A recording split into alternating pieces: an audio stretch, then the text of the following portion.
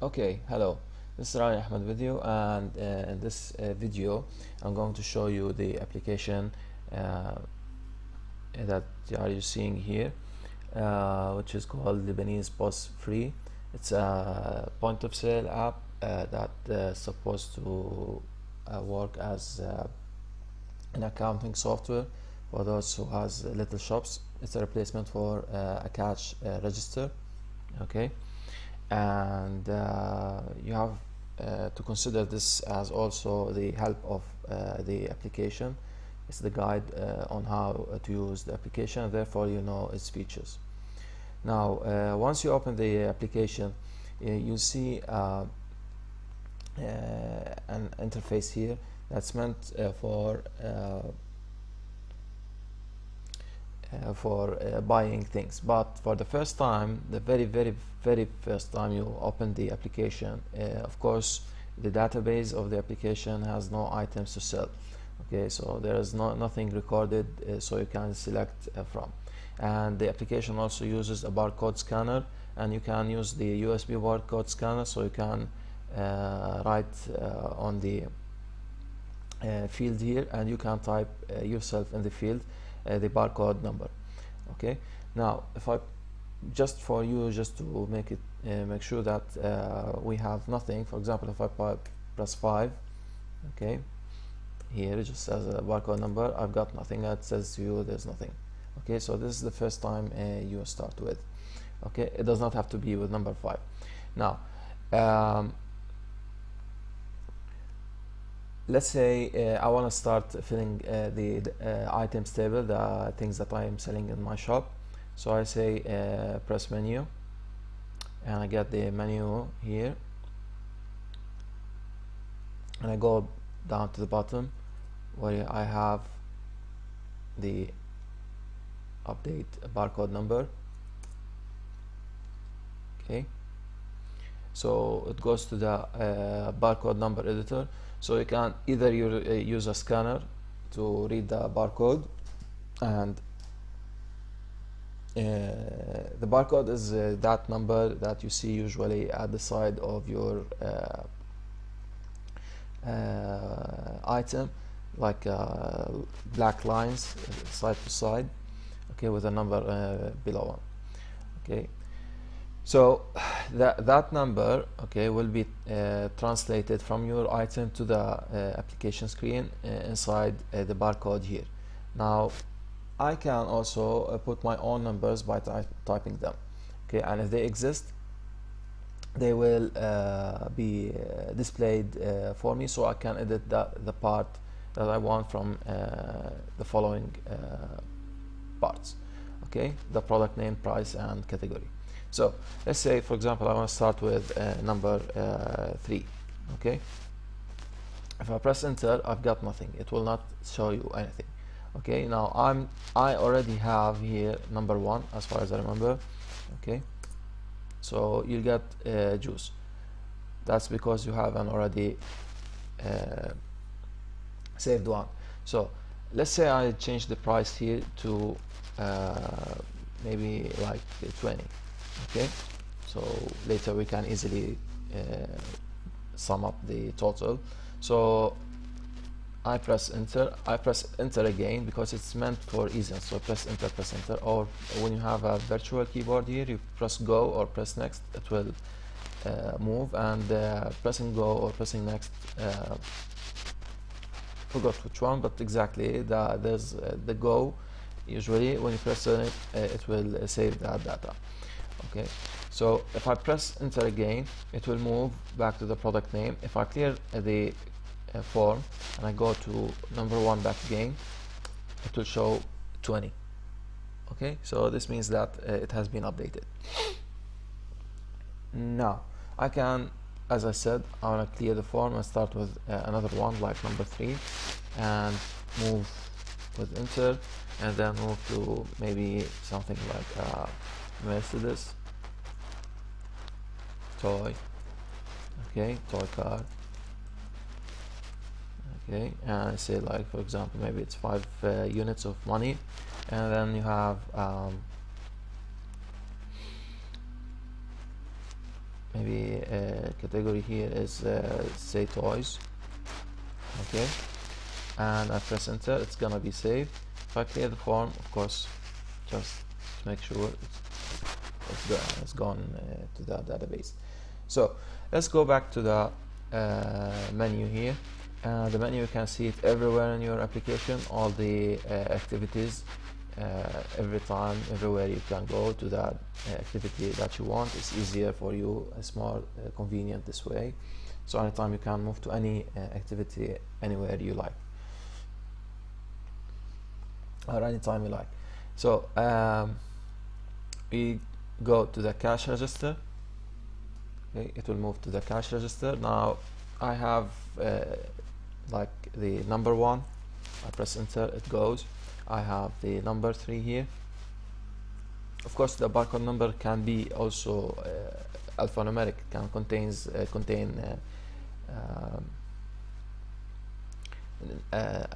numbers and letters. Okay, this depends on the barcode that you're reading. Okay, and there is a barcode scanner software. It's named Xing. Okay, which can be installed, or it will ask you to install it from the market if you don't have it, and it will run, and it will keep running as long as the barcode scanner is on. Okay, if you press or type anything in the barcode or press back key from the barcode scanner, you can easily go back to this cash register interface. But if you, for example, type, like, let's say I made it here, turn it on, now it should ask you to go to the internet because it does not exist here. Let's say it you download it by saying yes, it won't be installed here because this is an emulator, but just understand it will go asking you to install it. So so if I press enter, okay, see the barcode toggle button will switch, okay, and will toggle again. So I want to put number 3 now because I have 3, and I have maybe, I hope, I don't know, forgot, maybe 5. I don't have 5 anyway. So you can just add and add and add as much as you want. Okay, 1 and 3 again. Okay, now the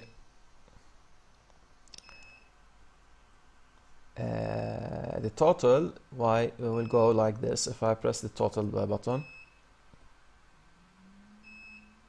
it will ask you whether you want to save that receipt. What you have done now in the table below is a receipt, okay, for your customer. Okay, it will not be printed, but it will be saved if you press buy. It won't if you say no thanks. Everything will stay as is if you press cancel. Now you have to understand that I haven't saved the view as landscape or portrait. That's left for you. And if you rotate the screen, okay, or your device or your tablet, and I advise you to use a big tablet, a white screen tablet, it will clear this list, but it will not be nothing will happen to your database, nothing will be touched. Okay, so you have to repeat things. Like, imagine you can like shake it and okay, things will go back as it was and start over. It's a good thing. And if you want, you can go from the settings of your operating system, okay, of your device, and just stop the auto rotation, and everything will go just fine. Okay, it's just left for you just for convenience. Okay, now so I say press total again, and then I go buy, and things will be saved onto the database. Of course, this version yet has no printer support, but you can still use it as like a reference for your or a directory of your items prices. Now next we go to here a daily report. Okay, it will tell you how much in a selected day in history. Okay, just select a date, and it will tell you how much did you collect today. Okay, it does not give you the revenues, it gives you the total income, everything that has come into your register. Okay, so today you've made like 90. I had earlier made a purchase. Okay, so for example, if I change this maybe like one day before, it will automatically change here the total income. So if I go back, give you 90 right on. Okay, now menu. Now we have a progress graph report. Now we don't have that much of purchases, so it tells you a progress graph. Okay, but just understand that if you had this amount of purchases, okay, it will try to plot them between the selected 2 days. Even if it's the same date, it means that starting from the starting second in the day, okay, like the 000 hour of that date. For example, here we're talking about 30 starting date and ending date is 30. So we're talking about the very first second of that date and the last second in that date.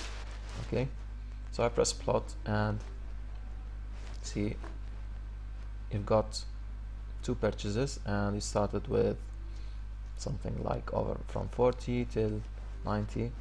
Okay, so if I had more and more and more and more, it will plot me a progress graph and how my work is going on, and if everything is fine, and if today, like, gives you a glimpse or a quick look about your work. Okay, now here you also have dealer details editor. Now there are some people who might buy things from you and pay you later, okay, not just on time. Okay, so you need to take their details, and usually this is done for those who work mainly they are other salesmen, okay, and they pay you later, okay, because they have their own shops. Okay, so they buy things, you record them, record that they bought such thing, and I mean such a set of items, and then they can pay you later. So the reference here is your email is the email address of the dealer.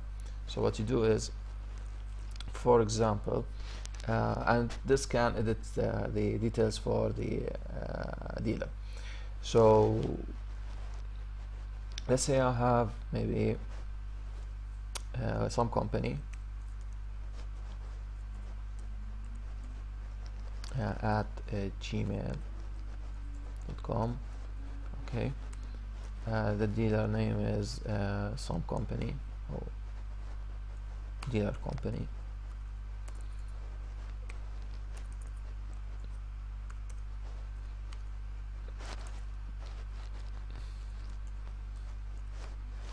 Now, well, for example, his phone number is say 078. Sorry. Okay, 07 23467. Okay, and let's say here maybe also add another number. Okay, and maybe add his home address or whatever his location is. So you can type maybe Beirut. Okay, so I save that dealer profile. Okay, and if I type the dealer email again, company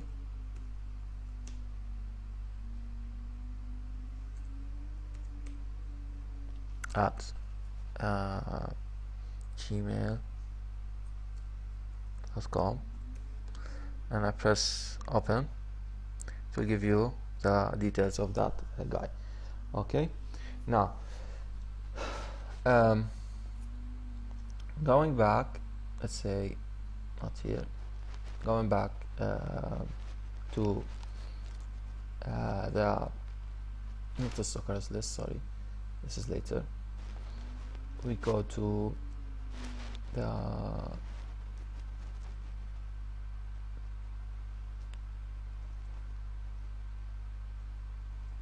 open dealer stock profile, so they have something in their stocks.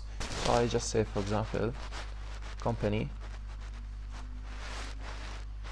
at gmail.com, okay, and I open the stock profile.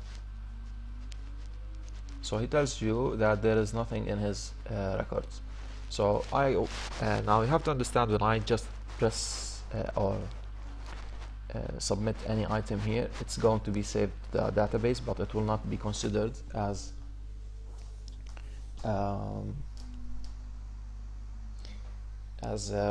sold yet, like just, you know, they're on that yet. So I'm saying like 1, I'm adding number 1, add maybe 3. Okay, now you can maybe delete a row. Now this is deleted. The deletion means that it's removed from his stocks, he did not buy it. Okay, move to paid, it means that it has been moved to paid. Okay, now I want to cancel. Now let's say I want to start it over, and just to show you that they have already been into saved in the database. So I just open the dealer stock profile again, and then go back to company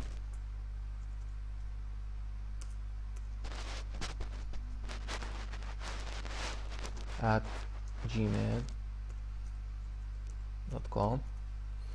and I go to open dealer stock profile. See, you'll see his own record. Okay, you can move all or delete all. Okay, same as the first idea.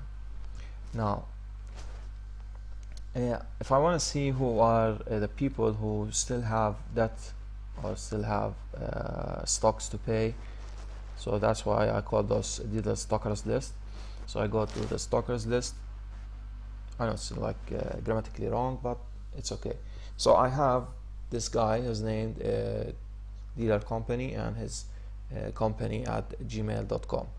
So you can select his ID to the side, and it will open his profile, or you can go back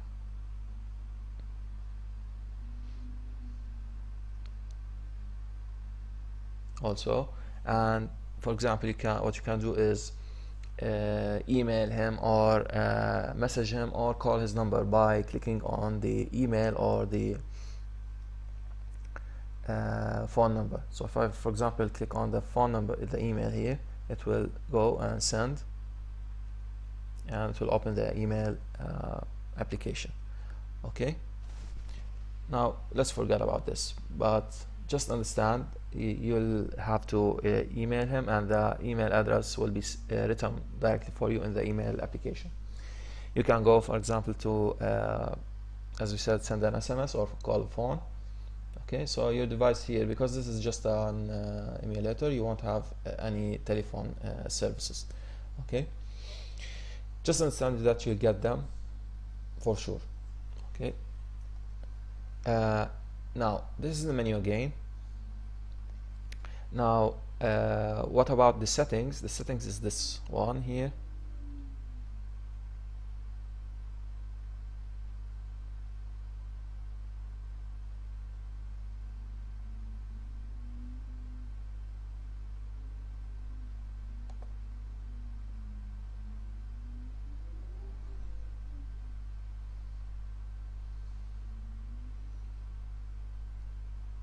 Okay, I don't know what's going on, but it should open. this menu and the settings.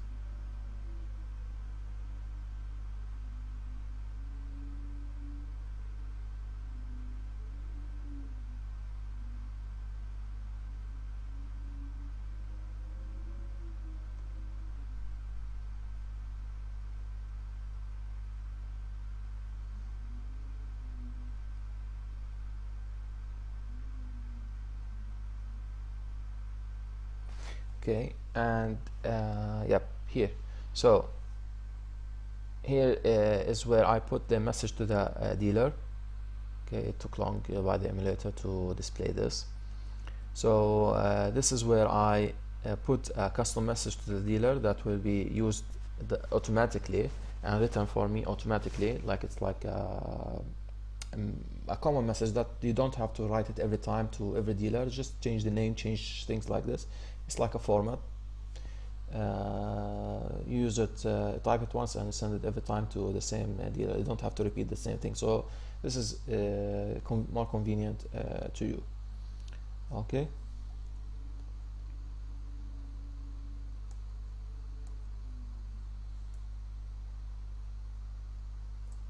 So this is use this box to write a custom message to those who are listed in the stockers list because they did not clear their records and because they did not pay the stocks. It will be automatically copied to the email or the SMS you want need to send you want to send to the selected dealer in the stockers list. So this is all about the app, and you can also